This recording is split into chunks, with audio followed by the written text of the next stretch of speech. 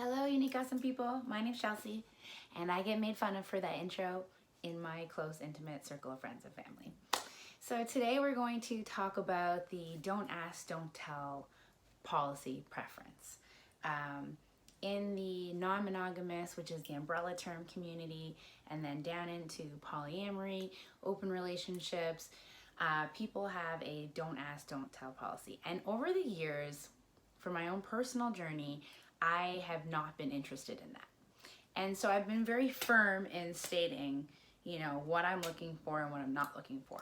And so, as we self develop, we recognize that there are certain things that we know aren't aligned with our particular preferences and romantic interests, if you will. So, for example, I'm a very public person. When I meet people who tell me I'm super private, I don't have social media, I'm a very private person, I'm like, okay, cool, I can totally respect you. But you're probably not going to be the person I fall for because I really enjoy being connected with the world. I love being out there, and so finding somebody who has that same equal attitude as me is like one of the more exciting attributes for someone's personality. It's not like a make or break, deal breaker, but just for an example, I thought I would put that out there because as it stands, people are either very, very private or very public people, and it's really night and day. It's like severed straight down the middle, right? More people are private than not. I know wicked business advice is like, keep your lips sealed, don't tell anybody, move in silence, the art of war, all these things. Don't tell people your moves, but that mentality just doesn't do it for me personally. That's okay. We are all unique individuals. So back to the rule parameter, if you will.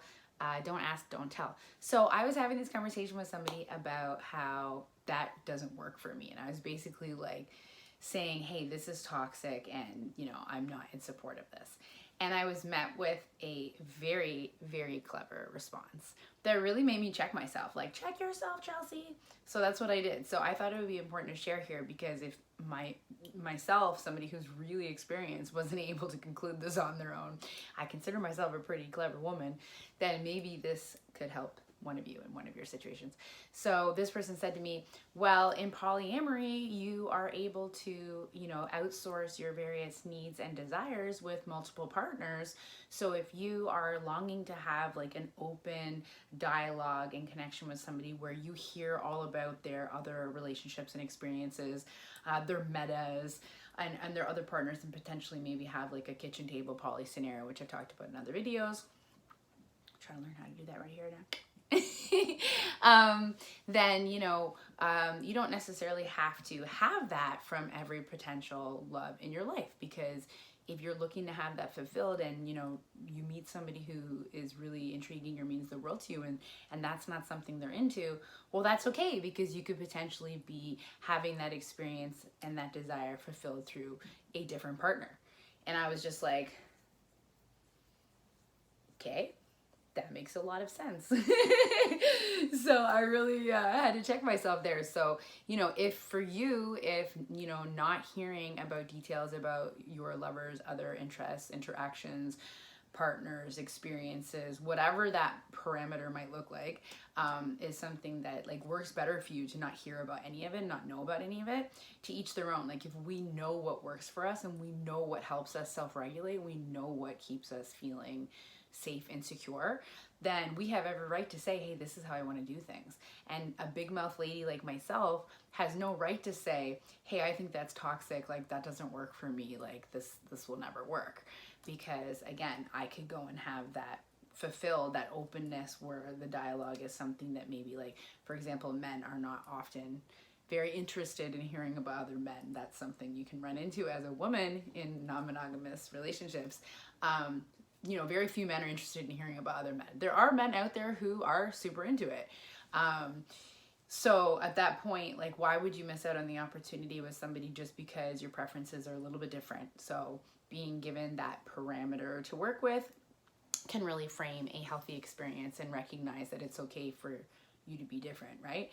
And so, like, I'm just giving myself my own advice right now as I'm saying that out loud. I'm realizing, like, well, maybe it's not that big of a deal if somebody I'm interested in doesn't feel the need to be as public as me. I don't know. I really like public people.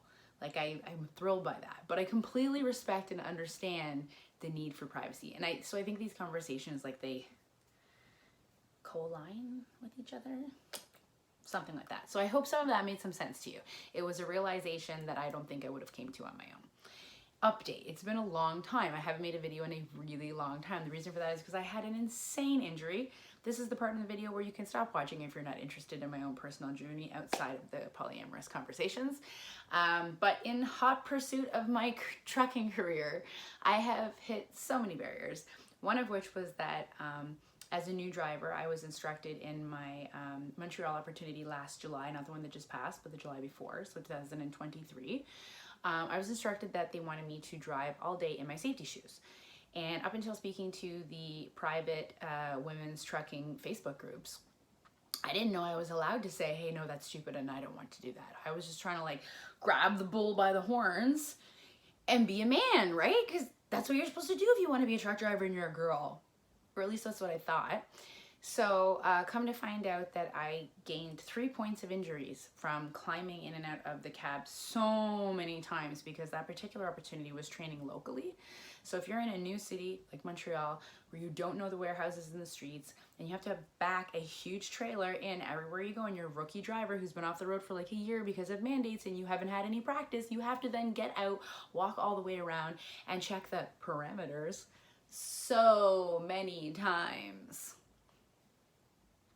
I'm just gonna like no pun intended with this one. So check in with your lovers, your partners, your significant others. Check in and check on your parameters because your parameters will change. Time changes, things change. You need to check on your partners and reconfigure the parameters whenever necessary. Anyways, I ended up not being able to walk in the emergency room, didn't really begin my healing journey until this past January. So sadly, from August, September, October, November, December, January, I'm in this state of like inflammation, chaos. I get the job, but I don't get paid for the training. They offer me this really ridiculous position where the money was not where it needed to be, and I felt completely scammed and overtaken by the experience. So I went back to the clubs where I've been since and ended up in the emergency room and completely bedridden over Christmas. So I began my incredible chiropractic journey in January. It is now September and I am almost 100%. So when am I going trucking? Hopefully in the spring. I'm going to continue to not overdo it and take it easy and get my body back to where it needs to be and refuse to ever drive in safety shoes ever again because they should be kept in the side locker of a truck. And when you get out and there's a sign that says you're required in that particular yard because of their particular liabilities, that's when you put the safety shoes on. Lesson learned the very hard way. So anyways, I had some beautiful comments in some of my other videos telling me that it was time for me to post again, and I realized I needed to shake off the dust. So if anybody who is still enjoying this video is interested in sharing in the comments any subjects that you'd like for me to cover that maybe I haven't in my other videos or that I could do a better job elaborating on now versus a few years back when I may have made that, I would love to hear from you. Please subscribe if you're enjoying my content and give me some likes and follows and comments and all that stuff I'm supposed to say, because otherwise I'll get lost in space and the algorithm will never decide to share me with the world. So thank you for your support, and I hope you have a great day.